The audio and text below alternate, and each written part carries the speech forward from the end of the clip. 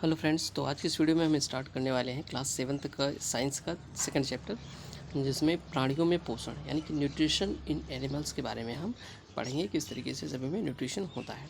ठीक है, तो देखिए, जैसे कि हमने पहले अध्याय में पढ़ा था कि क्या होता है, पत्तियाँ जो हरे पौधे होते हैं वो क्या करते हैं, प्रकाश संश्लेषण द्वारा अपना भोजन बनाते हैं। परंतु प्राणी जंतु ऐसा नहीं कर सकते। प्राणी अपना भोजन प्रत्यक्ष अथवा परोक्ष रूप से पौधों से प्राप्त करते हैं। कुछ प्राणी सीधे ही पौधों का भक्षण करते हैं, जबकि अन्य उन से जंतुओं का आहार मतलब उन जंतुओं का आहार बनाते हैं जो पौधे खाते हैं। जैसे शेर किसको खाएगा? शेर छोटे छोटे जानवरों को खाता है। ठीक है, जो फल फूल या पत्तियां खाते हैं उनसे उनको खा करके अपना भोजन करता है। ठीक है, प्राणियों के पोषण में पोषक तत्वों की आवश्यकता आहार के अंतर्ग्रहण यानी भोजन ग्रहण करने की विधि और शरीर में उसके उपयोग की विधि सन्निहित होती है। तो प्राणियों के पोषण में क्या क्या होता है? पोषक तत्वों की आवश्यकता, आहार के अंतर्ग्रहण की विधि और शरीर में उसके उपयोग की विधि सम्मिलित होती है। ठीक है, देखिए, कार्बोहाइड्रेट जैसे जो हम भोजन खाते हैं उनमें क्या होता है, उनका पाचन भी होता है। जैसे कार्बोहाइड्रेट जैसे कुछ संगठक जटिल पदार्थ हैं। अनेक जंतु इन जटिल पदार्थों का उपयोग सीधे इसी रूप में नहीं कर सकते हैं, वे इन्हें सरल पदार्थों में बदलना आवश्यक होता है। जैसे निम्न आरेख में दिखाया गया है, जटिल खाद्य पदार्थों का सरल पदार्थों में, देखिए ये जटिल पदार्थ है और इसको सरल पदार्थों में तोड़ा जाता है पहले। ठीक है, इसको समझते हैं। परिवर्तित होना तथा टूटना विखंडन कहलाता है। इस प्रक्रम को पाचन कहते हैं। क्या कहते हैं? पाचन यानी कि डाइजेशन कहते हैं। इसके बारे में डिटेल से हम पढ़ते हैं आगे। देखो, खाद्य अंतःग्रहण की विभिन्न विधियाँ, यानी अंतःग्रहण का मतलब होता है कि किस तरीके से हम भोजन को इनटेक करते हैं, कैसे भोजन को लेते हैं। जैसे मधुमक्खी और मरमर पक्षी, हमिंग बर्ड्स होते हैं, पौधों का मरकंद चूसते हैं, यानी कि जो उनका जो रस होता है फूलों का, उससे वो उसको चूसते हैं। मानव में कुछ अन्य जंतुओं में शिशु जो होते हैं माँ का दूध पीते हैं। अजगर जैसे सर्प वंश के प्राणी अपने शिकार का समूचा ही निगल जाते हैं। अजगर आपने सुना होगा, अजगर अपने शिकार को क्या करता है, पूरा निगल जाता है। ठीक है, आइए देखते हैं। ये है स्टारफिश, तारा मछली। तारा मछली यानी कि स्टारफिश जो है क्या है, कैल्शियम कार्बोनेट के कठोर कवच वाले जंतुओं का आहार बनाती है। यानी कि ऐसे जानवर जिनके ऊपर कवच होता है कठोर कैल्शियम कार्बोनेट का, उसका आहार बनाती है। कवच खोलने के बाद यह अपने मुख से अपना आमाशय निकालती है और जंतु के कोमल भागों को खाती है। आमाशय वापस शरीर के अंदर चला जाता है और ये धीरे धीरे वहाँ पे बसता है। ठीक है, अब देखिएगा, कुछ और विधियाँ भी हैं। जैसे मानव में पाचन किस प्रकार से होता है। हम अपने मुख द्वारा भोजन का अंतर्ग्रहण करते हैं, इसे पचाते हैं और फिर इसका उपयोग करते हैं। आहार का बिना पचा भाग मल के रूप में निष्कासित हो जाता है। ठीक है, यहाँ पे आप देख सकते हैं कि ह्यूमन बॉडी है। यहाँ से देखिए हम लोग क्या करते हैं, पहले भोजन को ग्रहण करते हैं, फिर वो इस तरीके से पाइप से होता हुआ, ग्रशिका से होता हुआ आमाशय में जाता है। यहाँ कुछ समय के लिए रहता है, जहाँ पे तमाम तरीके के एंजाइम्स, एसिड आदि इसमें मिलते हैं, और फिर ये होता हुआ छोटी आंत में आता है, जहाँ पे इसका अवशोषण वगैरह होता है। ठीक है, कई सारे इसमें होते हैं। फिर उसके बाद यहाँ से निकल कर ये आता है बड़ी आंत में, और बड़ी आंत से पूर्ण अवशोषण होने के बाद ये मल द्वारा बाहर निकाल दिया जाता है। अब इसमें देखिए, भोजन एक सतत नली से गुजरता है, जो मुख कोशिका से प्रारंभ होकर गुदा तक जाती है। यानी कि आप भी ध्यान रखना, ये जो नली है आपकी, यहाँ से प्रारंभ होती है ये, और ये पूरा जो है आपका ये ऐसे होते होते होते होते पूरा यहाँ गुदा तक आती है। इसको ध्यान रखना। मुख कोशिका, ग्रास नली या ग्रसिका, आमाशय, क्षुद्रांत मतलब छोटी आंत, और वृद्धांत यानी कि बड़ी आंत जो मलाशय से जुड़ती है, तथा मल द्वार अथवा गुदा। ठीक है, तो समझा, इतने पार्ट इसमें होते हैं। पहले मुख गुहिका होती है, यानी कि मुख गुहिका यहाँ पे दिखाया आपको, तो ये है मुख गुहिका है। ठीक है, और मुख में ही क्या होती है, लार ग्रंथि होती है, लाला ग्रंथि से बोलते हैं, लार ग्रंथि। ठीक है, स्लेवरी ग्लैंड होती है, और ये क्या है आपकी, ग्रशिका है। ठीक, और ये क्या है, यकृत है आपका, यहाँ पे ये यकृत है, लिवर। ठीक है, उसके बाद यहीं पे आपका पित्ताशय भी होता है। ठीक, पित्ताशय, यकृत से पित्ताशय बनता है, और इसमें आपका पित्ताशय में एकत्रित होता है। ये आमाशय है, जो जे आकार का आपको ये दिखा रहे थे, ये वाला ये आपका आमाशय है, और ये अग्नाशय है जो कि नीचे है आमाशय के। ठीक है, यहाँ पे, और क्षुद्रांत ये छोटी आंत है जो ऐसे ऐसे दिखी है, और जो बाहर ये बड़ी आंत है, ये यहाँ पे ये मलद्वार है, और ये क्या है, गुदा है। ठीक है, आगे चलते हैं, पढ़ते हैं। यहाँ पे देखिए, भोजन विभिन्न भागों से गुजरता है, इसके विभिन्न घटकों का पाचन भी क्रमिक रूप से होता है। आमाशय की आंतरिक भित्ति, क्षुद्रांत तथा आहार नाल से संबंधित विभिन्न ग्रंथियां जैसे कि लाला ग्रंथि, यकृति, अग्नाशय पाचक रस स्रावित करते हैं। पाचक रस जटिल पदार्थों को उनके सरल पदार्थों में बदल देते हैं। आहार नाल एवं संबंध ग्रंथियां मिलकर पाचन तंत्र का निर्माण करती हैं। तो पाचन तंत्र में आपके आहार नाल और जो तमाम तरह की ग्रंथियां होती हैं जिनसे तमाम तरह के रस निकलते हैं जो कि भोजन के पाचन में आवश्यक होते हैं, वो सब मिल करके निर्माण करते हैं। ठीक है। अभी हम पढ़ेंगे कौन कौन सी रस कहाँ से निकलता है, ये तो मैंने आपको बता दिया संरचना। आइए चलते हैं मुख एवं मुख गुहिका। तो ध्यान रखिएगा, भोजन का अंतर्ग्रहण मुख द्वारा होता है। आहार को शरीर के अंदर लेने की जो क्रिया होती है उसको अंतर्ग्रहण कहते हैं। ठीक है। आहार को जो हम मुख में लेते हैं, अंदर करते हैं, उसको क्या बोलते हैं? अंतर्ग्रहण बोलते हैं। आगे चलते हैं। देखिए, हम दांतों की सहायता से भोजन को चबाते हैं, यांत्रिक विधि द्वारा या छोटे छोटे टुकड़ों में पीस डालते हैं। प्रत्येक दांत मसूड़े के बीच अलग अलग कर्तिकाएँ सॉकेट्स होते हैं। दशा होता है हमारे दांतों की आकृति भिन्न भिन्न है तथा उनके कार्य भिन्न भिन्न है। देखिए यहाँ पे दांत को दिखाया गया है। यहाँ पे याद रखना कौन कौन से दांत कितने होते हैं वो मैं आपको बता देता हूँ। देखो यहाँ पे सबसे पहले ये एक ऊपरी वाले जबड़े का दिखाया गया है, सेम ऐसे नीचे होता है। अगर हम ऊपर वाला समझ लेंगे तो नीचे वाला भी समझ लेंगे। देखो ये आगे के जो 4 दांत हैं, 2 इधर 2 इधर के, ये क्या होते हैं? इनको कृंतक बोलते हैं, कैनिन बोलते हैं। ठीक है, ये वाले। ठीक है, इंसीजर्स, ये क्या होते हैं? इंसीजर्स। उसके बाद देखो ये हैं, ये आपके एक दांत इधर और एक दांत इधर का, ये वाला जो दांत है, ये वाला, इसको बोलते हैं रदनक। क्या बोलते हैं? रदनक बोलते हैं। उसके बाद इधर के 2 दांत और इधर के 2 दांत, इनको मिला करके हम क्या बोलते हैं? इनको हम अग्रचौड़क बोलते हैं। क्या बोलते हैं? अग्रचौड़क। और 3 दांत इधर के और 3 दांत इधर के, ये क्या कहलाते हैं? ये आपके चौड़क कहलाते हैं। ठीक है, मोलर्स और प्री मोलर्स जो होते हैं। ठीक है। अब अगर काउंट करते हैं, देखो 3 और 3 इधर के, 6 आपकी चौड़क हो गई ऊपरी जबड़े में, और 2 इधर की 2 इधर, 4 अग्र चौड़क हो गए ऊपरी जबड़े में, और 2 रत्नक हो गए ऊपरी जबड़े में, और 4 कृंतक हो गए ऊपरी जबड़े में। तो अगर गिनोगे तो 6 ये हो गए थे, 6 4 10, और 10 2 12, और 12 4 16 ऊपरी जबड़े में और 16 नीचे जबड़े में, तो टोटल 32 दांत होते हैं। ठीक है, तो इसको ध्यान रखना। आगे चलते हैं। देखिए, मुख में लाला ग्रंथि होती है जो लाल रस स्रावित करती है। क्या आप जानते हैं कि लाला रस का भोजन पर क्या प्रभाव पड़ता है? तो देखिए, मुख में आपकी लार ग्रंथि होती है। ठीक है, आपने देखा होगा मुख के अंदर आप देखोगे तो जो ग्रंथि लटकती रहती है उसको लार ग्रंथि कहते हैं, लाला ग्रंथि भी कहते हैं, लार ग्रंथि कहते हैं। और इसमें क्या होता है, कौन से रस निकलते हैं वो मैं आपको बताता हूँ। पहले यहाँ पे दूध के दांत देख लेते हैं। देखो, हमारे दांतों का प्रथम सेट शैशव काल में निकलता है। लगभग 8 वर्ष की आयु तक ये सभी दांत गिर जाते हैं। इन्हें दूध का दांत कहते हैं। इन दांतों के स्थान पर दूसरे दांत निकलते हैं जिन्हें अस्थायी दांत कहते हैं। सामान्य स्वस्थ व्यक्ति के अस्थायी दांत पूरे जीवन भर रहते हैं। ठीक है, कुछ में गिर भी जाते हैं। तो आगे चलते हैं। यहाँ पे अगर हम देखते हैं, देखो लाला रस चावल के मंड को शर्करा में बदल देता है। यहाँ पे इसका जो हमारी स्लेवरी ग्लैंड होती है, यानी कि जो लार ग्रंथि होती है, उससे जो रस निकलता है, ठीक है, वो क्या करता है? मंड को शर्करा में परिवर्तित कर देता है। इसको नोट कर लेना, ये सेम क्वेश्चन आपके एग्जाम में पूछा गया है, तो याद रखना। मंड को शर्करा में कौन परिवर्तित करता है? वो आपका लार ग्रंथि है। ठीक है। जीभ एक मांसपेशी अंग है जो पीछे की ओर एक मुख गुहिका के आधार तल से जुड़ी होती है। इसका अग्रभाग स्वतंत्र होता है और किसी भी दिशा में मुड़ सकता है। ठीक है, जीभ के बारे में आप जानते ही हैं। और यहाँ पे देखिए,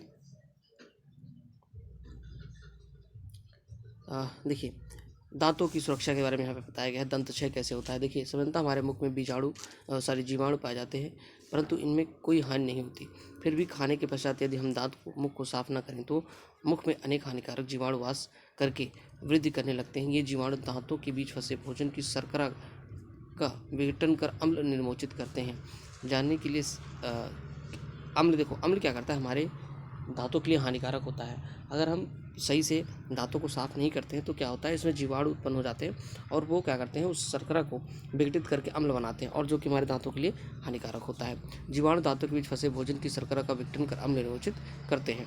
दांतों में असह्य पीड़ा होने लगती है। अगर दंत क्षय होगा तो क्या होगा? दांतों में असह्य पीड़ा होने लगेगी और चरम अवस्था में टूट कर गिर जाते हैं। चॉकलेट, ठंडे पेय तथा चीनी युक्त मिठाइयाँ व अन्य पदार्थ दंत क्षय के लिए मुख्य रूप से उत्तरदायी हैं। देखिए, इस तरीके से दंत क्षय होता है। ठीक है, इससे बचना चाहिए, दांतों को साफ रखना चाहिए।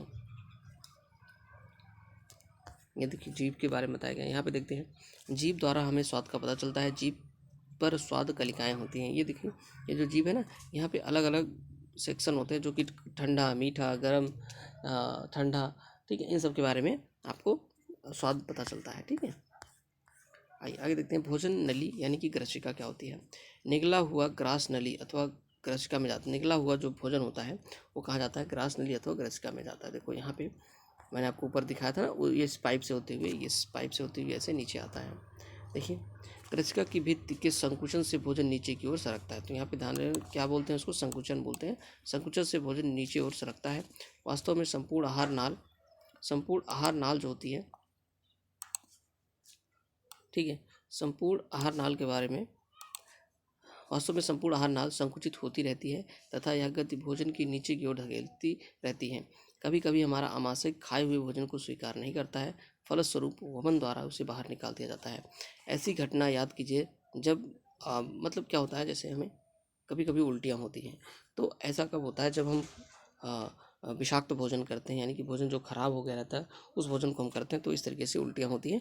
पहले ये आमाशय है, यहाँ पे भोजन आके रुकता है, लेकिन अगर कुछ इस तरीके से भोजन फूड पॉइजनिंग वगैरह होती है तो ये हमें उल्टियाँ होती है, वॉमिटिंग होती है। ठीक है, ये भोजन आ रहा है, ये आपकी ग्रसिका है और ये आमाशय है। ठीक है, आमाशय क्या होता है, यहाँ पे देखिएगा कुछ इंपॉर्टेंट पॉइंट्स हैं, इनको जरूर नोट कर लीजिएगा। आमाशय क्या होती है, मोटी भित्त वाली एक थैलीनुमा संरचना होती है।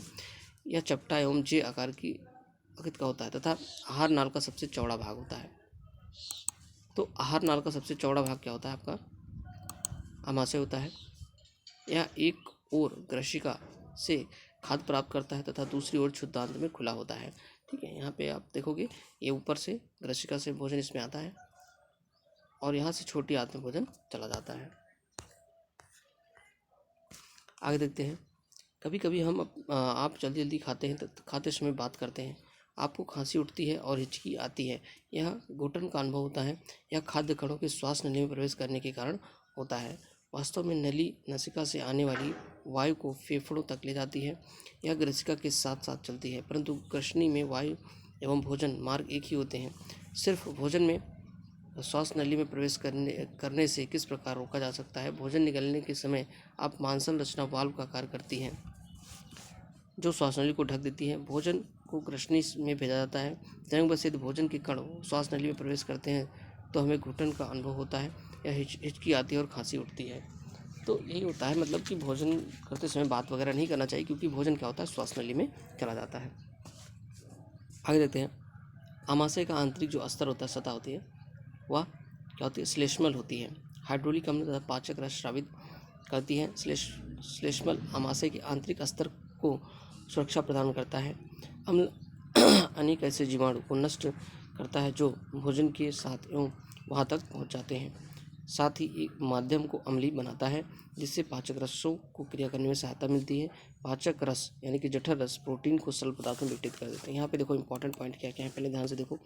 आमाशय का आंतरिक स्तर कैसा होता है, श्लेष्मल होता है। ठीक है, हाइड्रोलिक अम्ल तथा पाचक रस स्रावित करता है। कौन कौन से तो आपसे पूछा जाता है हाइड्रोलिक अम्ल कहाँ पे रिलीज होता है, तो याद रखना आमाशय में होता है।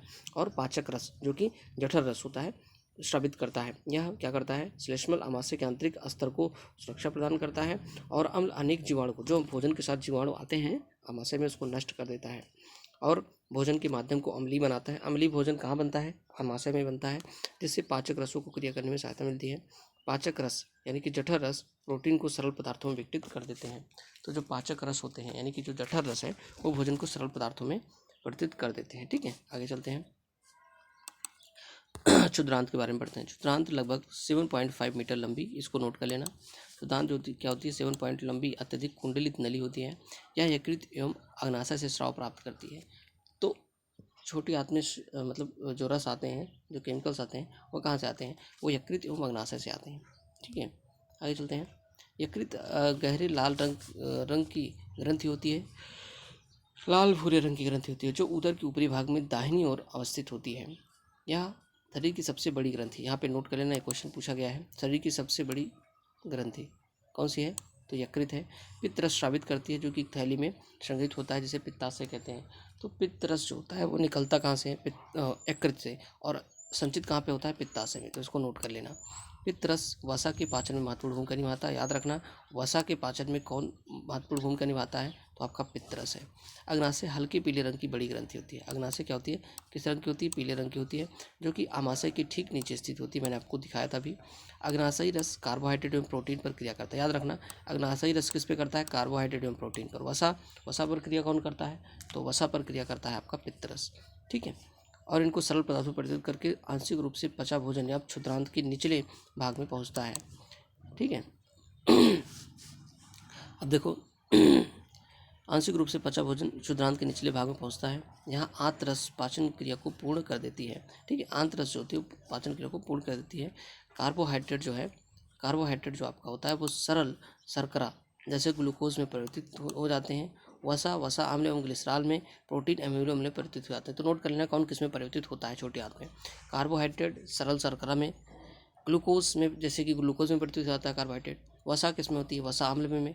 और ग्लिसरॉल जो होता है प्रोटीन, जो वसा होती है वसा अम्ल और ग्लिसरॉल में परिवर्तित हो जाता है। और जो प्रोटीन होती है एमिनो अम्ल में परिवर्तित हो जाती है। कहाँ पे परिवर्तित होती है, छोटी आंत में होती है। इसको भी याद रख लेना। ये भी पूछा था कि कौन सी क्रिया कहाँ पर होती है, तो इसको भी याद रख लेना। ठीक है, चलो, एक यहाँ पे वैज्ञानिक का नाम बताया गया है, विलियम ब्यूमांट। ब्यूमांट ने क्या किया, इनके एक साथी थे, उनको गोली लग गई थी, तो उनके पेट में यहाँ पे छेद हो गया था। तो चूँकि उस बहुत पहले की बात है, उसमें इतनी मेडिकल साइंस जो डेवलप नहीं थी, तो इसको सही से बंद नहीं किया जा सका। और वो जो वैज्ञानिक थे वो इसमें से झाँक करके डेली देखते थे किस प्रकार से क्रियाएँ हो रही हैं। तो उन्होंने इसके आधार पर कई सारे जो है अपने रोचक परीक्षण लिखे थे। क्षुद्रांत में किस तरीके से अवशोषण होता है ये देखते हैं। देखो, पहले तो हमने पढ़ा, क्षुद्रांत के बारे में पढ़ते हैं। देखो, पचा हुआ भोजन अवशोषित होकर क्षुद्रांत की भित्ति में स्थित रुधिर वाहिकाओं में चला जाता है। यानी कि क्षुद्रांत से क्या होता है, जो भोजन होता है हमारा, जो भोजन के पोषक तत्व होते हैं वो कहाँ मिलते हैं, रुधिर वाहिकाओं में मिलते हैं।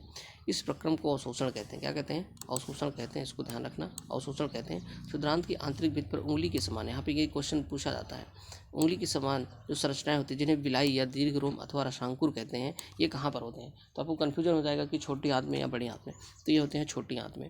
ठीक है, समझ में आया। अब देखिए यहाँ पे दीर्घ रोम या रसांकुर या इंग्लिश में से विलाई भी कहते हैं, जो कि इसकी दीवारों पर पाया जाता है। दीर्घ रोम पचे भोजन के अवशोषण हेतु तल क्षेत्र को बढ़ा देता है। जब दीर्घ रोम उसमें होते हैं ना छोटे छोटे उंगलियों के समान संरचना, तो वो क्या करते हैं, उसके क्षेत्र को बढ़ा देते हैं, क्षेत्रफल को। जैसे प्रत्येक दीर्घ रोम में सूक्ष्म रुधिर वाहिकाओं का जाल फैला होता है। दीर्घ रोम की तरह से की सतह से पचे हुए भोजन का अवशोषण होता है तथा यह रुधिर वाहिकाओं में चला जाता है। अवशोषित पदार्थ का स्थानांतरण रुधिर वाहिकाओं द्वारा विभिन्न शरीर के विभिन्न भागों तक होता है।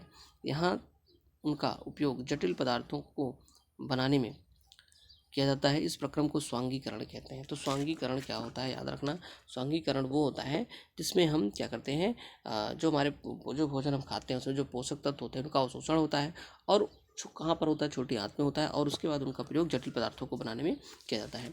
कोशिकाओं में उपस्थित ग्लूकोज को विघटन ऑक्सीजन की सहायता से कार्बन डाइऑक्साइड एवं जल में हो जाता है और ऊर्जा मुक्त होती है।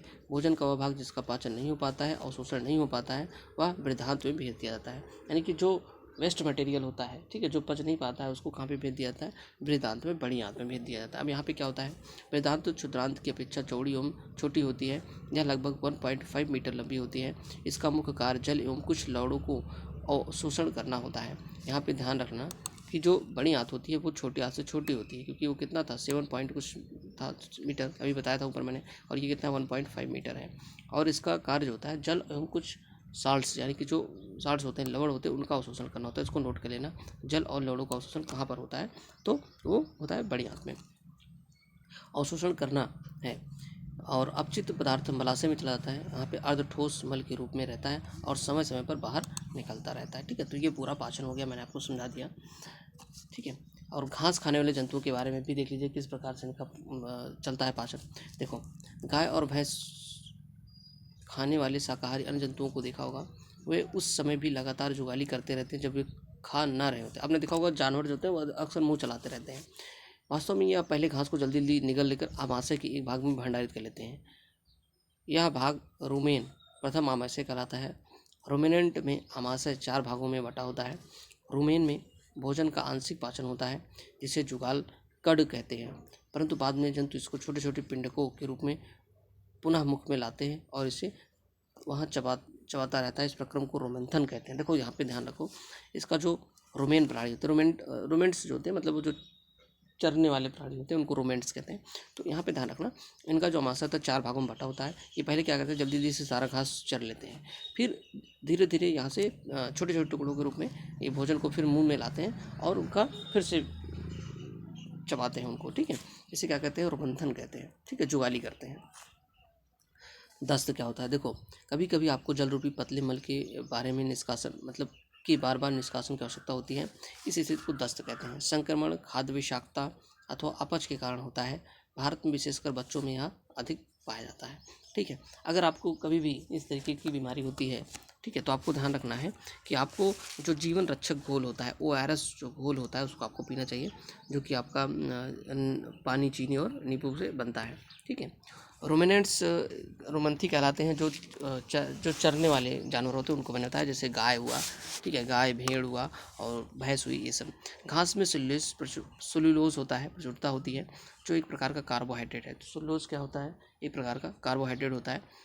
किसी रोमेंट अथवा रोमंथी पशु हिरन आदि के रोमेन में सेल्यूलोज का पाचन करने वाले जीवाणु पाए जाते हैं। तो ये सब जो जानवर होते हैं, रोमेंट्स जो होते हैं, उनमें जीवाणु पाए जाते हैं जो कि सेल्यूलोज का पाचन कर सकते हैं। मनुष्य सेल्यूलोज का पाचन नहीं करता। अगर आप घास खा लोगे तो आप उल्टी कर दोगे, क्योंकि आप उसको पचा नहीं सकते हो।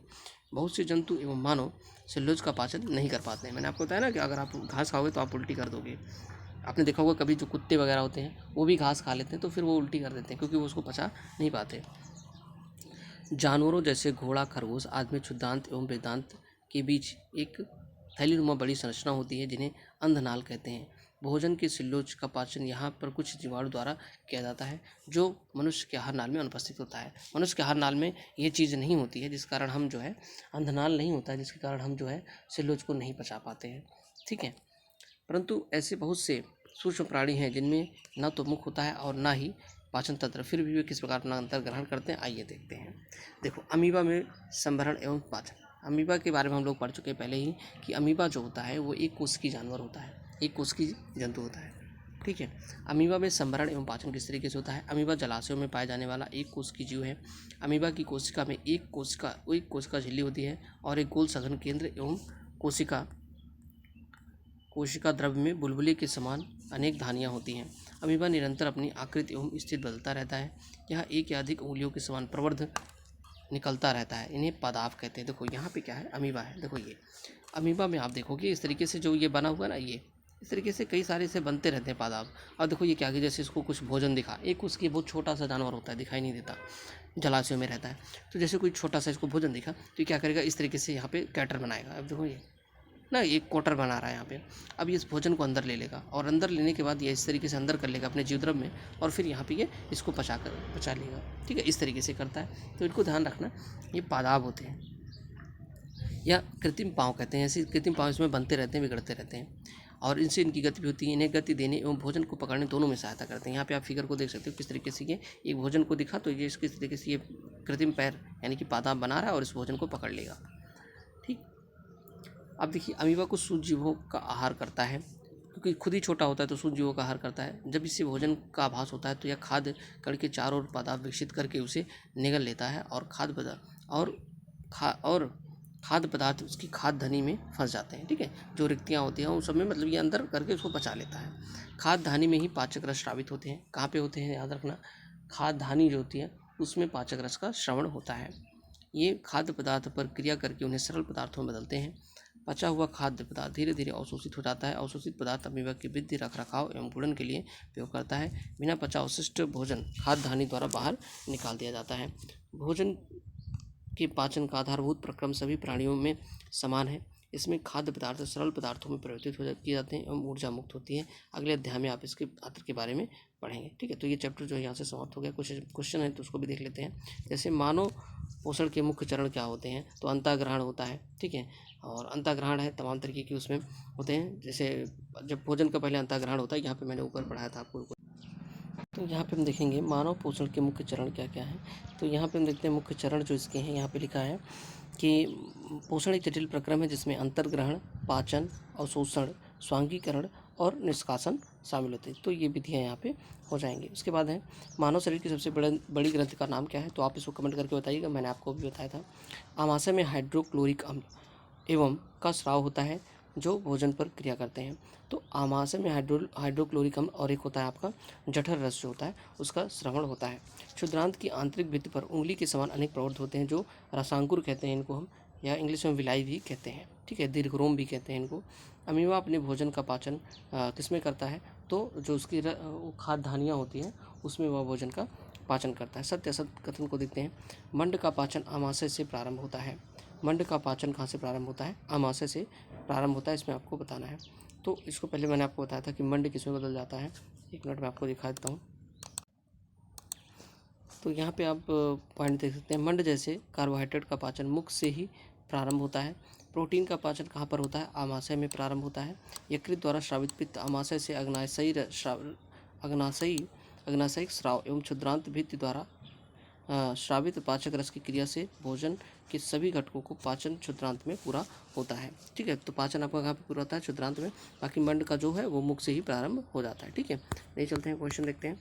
अगला क्वेश्चन क्या है, यहाँ पे देखिए, अमीबा अपने भोजन का पाचन पहले यहाँ पे था खा वाला, जीव लाला ग्रंथि को भोजन के साथ मिलाने में सहायता करती है। तो जीव लाला ग्रंथि को भोजन के साथ मिलाने में सहायता करती, सही है। पित्ताशय में पित्त रस अस्थायी रूप से भंडारित होता है। देखिए पित्ताशय में जो होता है ना, वो ये पित्त रस कहाँ भी बनता है, यकृत में पित्ताशय में एकत्रित होता है और फिर समय समय पर उसमें जाता रहता है। तो ये आपका असत्य हो जाएगा, ठीक है। और रुमिनेंट निगली हुई घास को अपने मुख में वापस लाकर धीरे धीरे चबाते रहते हैं, ये आपका सही हो जाएगा। अब देखिए, वसा का पूर्ण रूपेण पाचन की संघ में होता है। तो वसा कहाँ पर जो है पूर्ण रूप से बसती है, इसका क्या हो जाएगा, तो यहाँ पे आप कमेंट करके बताएंगे कि तीसरे के का आंसर क्या होगा, ठीक है। जल का अवशोषण मुक्ता किस अंग द्वारा किया जाता है, तो वहाँ पे वृद्धांत में आपका जल का अवशोषण होता है। यहाँ पे खाद्य घटक हम देख लेते हैं क्या होती है, और कार्बोहाइड्रेट क्या क्या होते हैं, कार्बोहाइड्रेट आपका, और उसके बाद प्रोटीन क्या होता है, प्रोटीन तो एमिनो अम्ल होता है। वसा आपकी वसा अम्ल, यहाँ पे इसको मिला देते हैं, देखो कार्बोहाइड्रेट आपका क्या है, शर्करा है, ठीक है। ये प्रोटीन एमिनो अम्ल है, वसा इस हो जाएगा, और ठीक है, ये सारे मिलके इस तरीके से आप इसको मैच कर सकते हैं। Thanks for watching.